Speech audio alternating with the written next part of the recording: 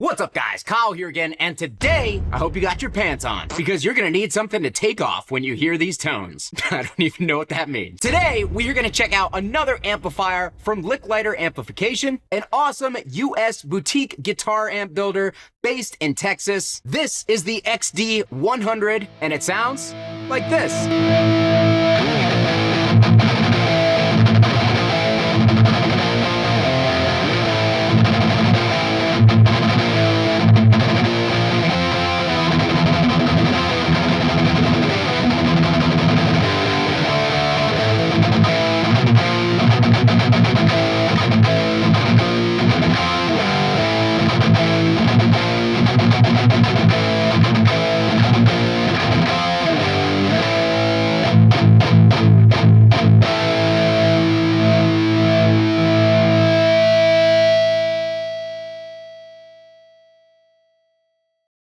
Alright guys, hope you're doing great out there today. If this, where is it? There you are. If it's your first time here at my channel, my name is Kyle and welcome to Belligerent Studios. What I do here is I take all sorts of awesome high gain related guitar equipment, record it with a simple setup, and I give you the unprocessed audio on your end. So if you're into E-stand or thrash riffs, dropsy hardcore riffs, and dudes that are creepy, you're in the right place. Consider hitting the like button and subscribing on the way out so you don't miss any more of my stuff.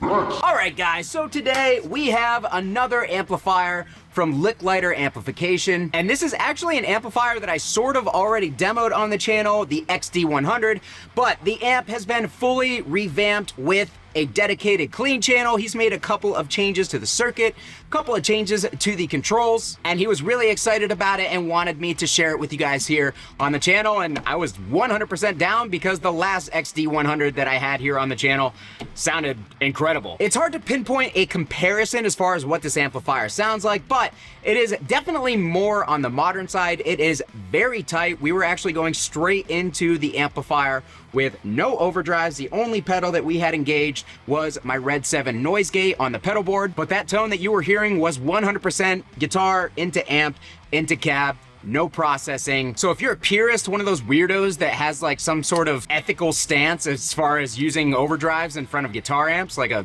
nerd, this amplifier is definitely for you. But for those of us who have more than 3 brain cells that know it doesn't really matter how you achieve the tone, it just matters if you achieve the tone. This amplifier will take a boost just fine. In fact, it actually reacts really well to an overdrive in certain settings. So we're gonna check out all that stuff. We're gonna get into the details of the build of the amplifier. But before I get too far into this intro, you guys should know this is a sponsored video. Lickliter have sent this amp to me on loan, and they are paying me to share it with you guys here on the channel. So now that you know that I am a soulless YouTube shill, feel free to take everything that I have to say with a massive grain of salt. You're more than fair to do so, but just know I'm gonna give you my honest thoughts and opinions as I always do. So keep that in mind. So yeah, let's try to keep this intro reasonable. Don't get me off on any long tangents. That's 100% your guys' fault. It's not mine. And you wanna know why? I'll tell you. It's because as far as the amplifier, we have a clean channel, we have an overdrive channel. On the back, we have an OD1 and an OD2 switch. OD1 is 4 gain stages, OD5,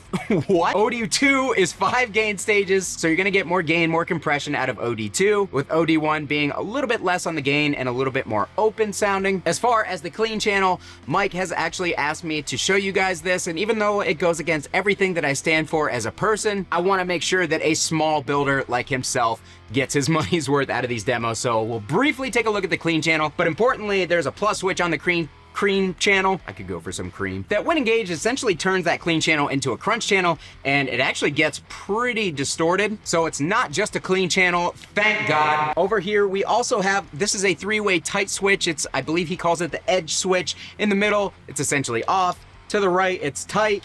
To the left, it's super duper butthole tight, and that is the setting that we had it on for the intro of the video since I don't have an overdrive in front. On the back, the only control that is really going on there other than the effects loop with the send and return levels that are adjustable is a shade control, which is just a negative feedback control. And Mike, I love you. And all these companies, I understand you guys kind of, putting your names on certain controls like this, but a lot of people don't even know what negative feedback is in the first place. So I really think that these companies should just kind of standardize this control and just call it the negative feedback. And I think it just confuses people. Honestly, that's my take. I would love to hear your take. Let me know down below in the comments. But yeah, that's going to be a negative feedback circuit, which is going to control the feedback in the power section of the amplifier. If we dial it up, it's gonna make the amp brighter, it's gonna make it more aggressive. If we dial it down, it's gonna mellow it out a bit. And this amplifier is very bright overall, so I have it dialed pretty much all the way off at this point, but we'll mess with that a little bit too. This is turret board construction. It's going to ship with Haybor transformers. I currently have the 100 watt version. There is also a 50 watt version. The 50 watt version, 3,500 bucks. The 100 watt version, $4 grand. These are absolutely not a cheap date, and Mike's not trying to sell these by the bucket load, so what the hell is a bucket load? Every time I post a boutique amplifier video on my channel, people always complain about the price. I get it. It's a lot of money. These are aimed for a very specific market, and most of the people who complain about the price aren't even going to be interested in buying an amplifier this expensive in the first place. But hey, we all need something to bitch about. So for that intro clip, I was using my Epiphone Adam Jones Les Paul Custom with the Seymour Duncan distortion in the bridge. We were going straight into the amplifier. That amplifier is going into my Mesa 1999 traditional cab with the stock vintage 30s SM57 on the V30. No post-processing on anything that you guys hear, and it sounded like this.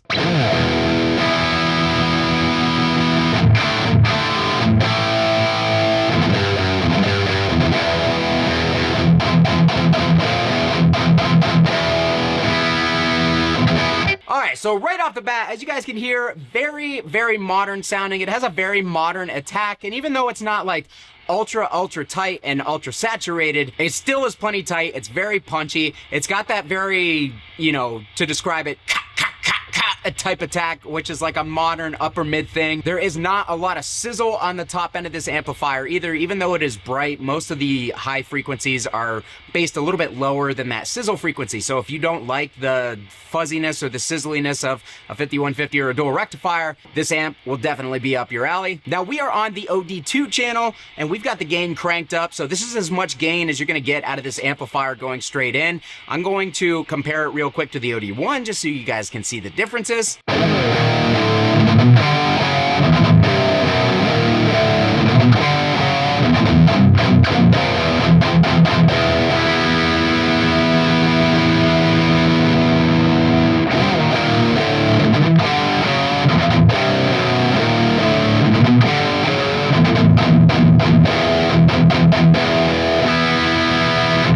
So as you can see, OD1, definitely less saturated. It's a little bit more open. And honestly, OD1 with a boost out front is definitely where I was enjoying this amplifier the most. So real quick, kick in the Boss SD1 Wazacraft.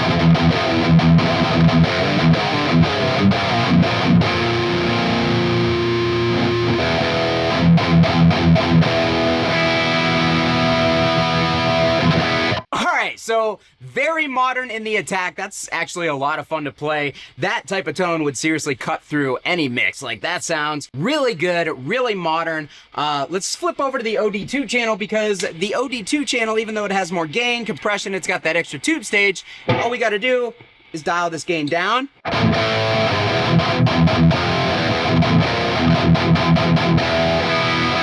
And we still have an excellent high gain tone.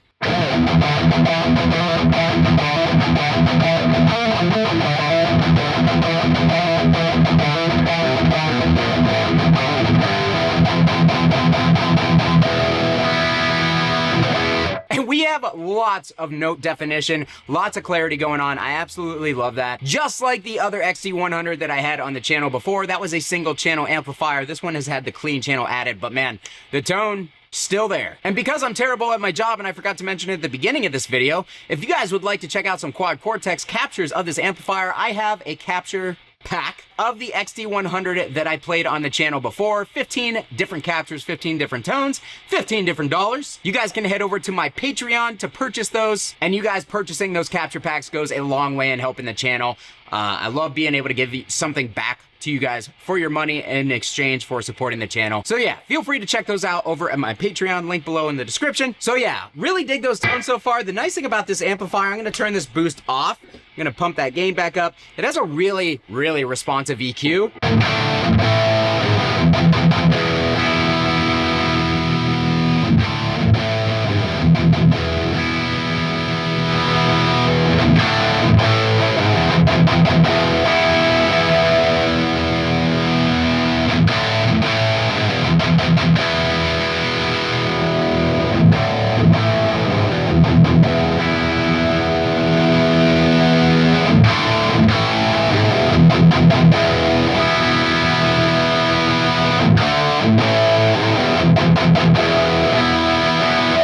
So as you can see, adjusting all of the EQ controls as well as the presence, there is just a ton of range in this amplifier. So you're really gonna be able to get a lot of different tones out of the high gain channel of this amp. So let's check out this Weak Weirdo clean channel so I can collect my paycheck and go home.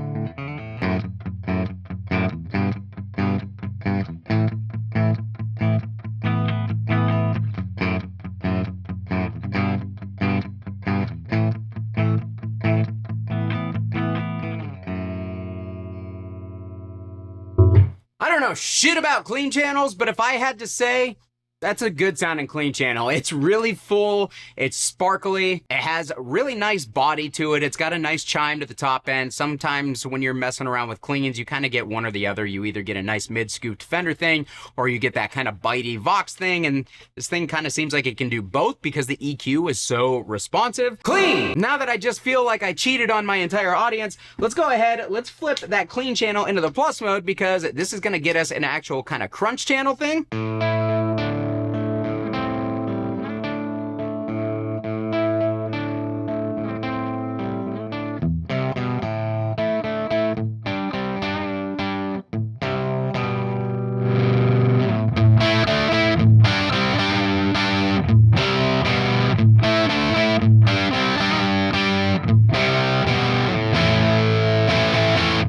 So as you can hear, the clean channel, for one, extremely quiet, which is really, really nice, but we've got that gain almost all the way up, and we're getting like a nice crunch tone with the Seymour Duncan Antiquity PAF pickups that are in this Heritage H150.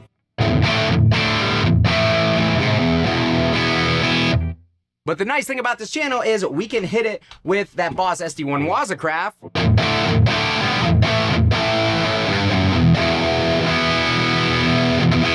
And basically get a high gain tone out of it, a little bit more vintage inspired, a little more soft feeling on the low end, but really good sounding tone.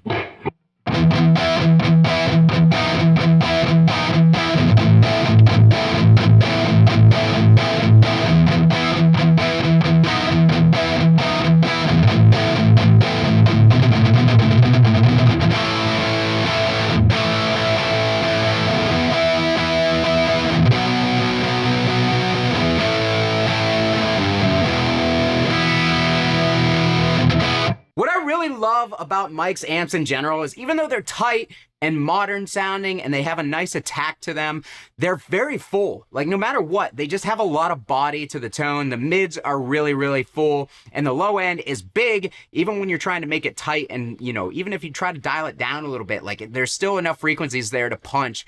And it's just a really, really good, thick, full sounding amplifier. So if I had to critique anything, you guys know me, I like sizzle. I like that top end, maybe like, you know, between 6 and 8K sizzle to my amplifiers. And these amps are all very, very rounded off on the top, which makes them great for more modern tones. It makes them great for a mix that's gonna fit in exactly where it needs to, and you're not gonna have to high pass as much. But for me, I'm just used to that sizzle. These amps, not a lot of sizzle. So with that being said, let's go back over to the men's channel. But with that being said, let's head back over to the mains channel. We're gonna check out that OD2 channel with a couple of active pickups.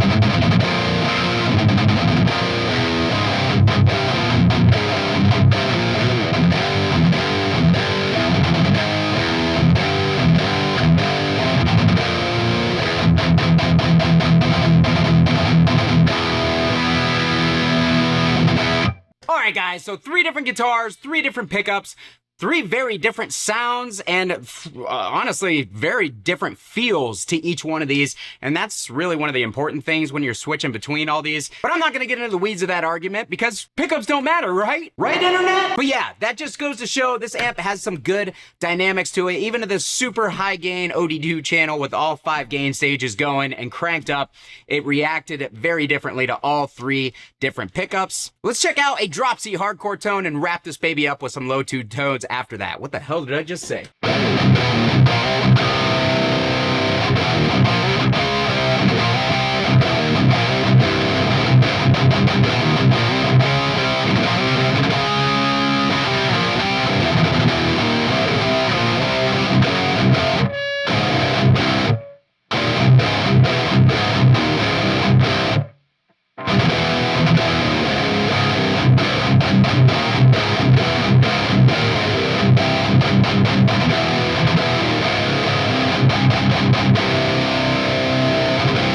Alright guys, so plugging straight into the OD2 channel with my Epiphone that has the Seymour Duncan JB rails in it, which is not a very tight pickup overall, to be honest, but even so, like, this amp tightens things up. We've got the gain cranked. That's the most gain, like I said, that we're gonna get out of it. One thing that I did want to note is I actually did crank up the shade or the negative feedback control on the lower tuning, because that kind of brings out some of the highs and the high mids and stuff, and it tightens the amp up a little bit overall. It makes it a little bit more aggressive, just to kind of show you the difference. I'm gonna roll it back down and then up so you guys can see the range.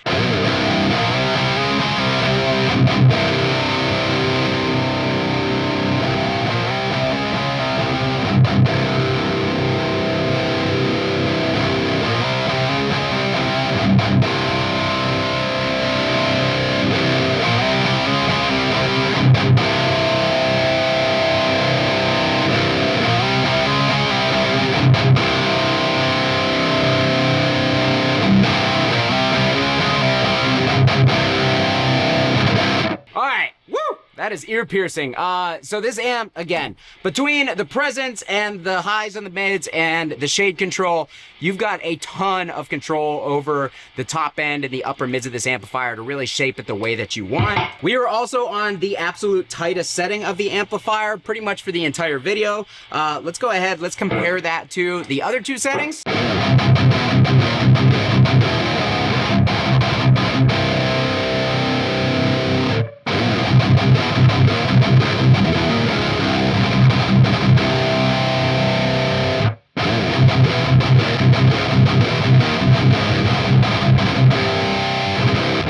Big difference in the low end and the way it reacts. We're gonna put it right in the middle, which is essentially having the tightness off. We're gonna kick that overdrive back.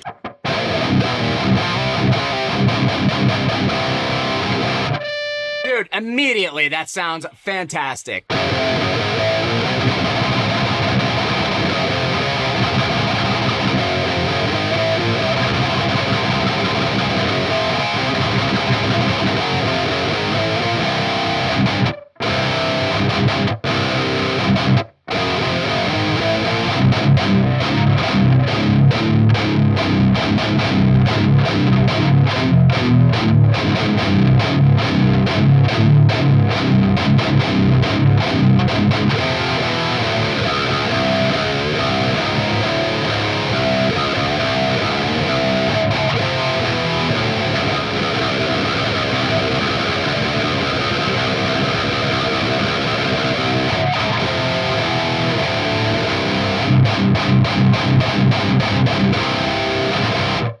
Dude, this amp has an insane low end to it, like so much low end, super tight, very punchy. With an overdrive in front, man, I get some of my sizzle that I need. I just spit everywhere. That's how excited I am. Let's hear a low tune tone to wrap this baby up.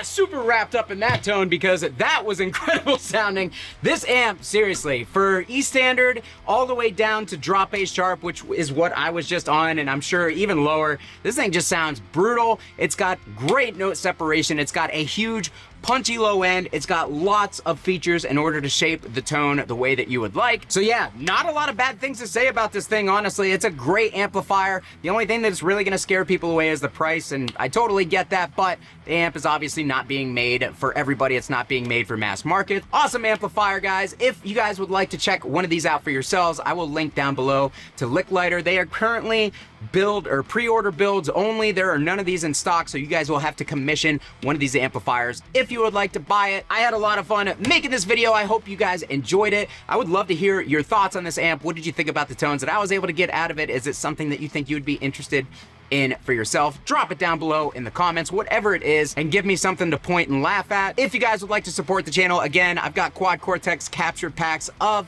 the XD100 down in my Patreon. Yes, that's what I was going for. Down. You guys can check those out in my Patreon. I'm falling apart here at the end of the video. If you would like to purchase that or any of my other quad cortex capture packs, and of course, affiliate links to Sweetwater, Guitar Center, and Zounds always apply. They cost you nothing extra. I get a kickback. It allows me to do more cool stuff here on the channel, and it goes a long way in supporting Belligerent Studios. If you like the video, hit the like button. If you're not subscribed, would appreciate if you subscribe because my ego needs a boost today. Thanks so much for watching, guys. Kyle here again. We'll see you next time.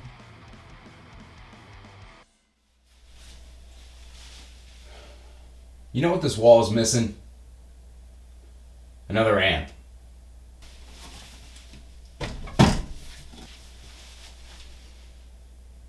There we go.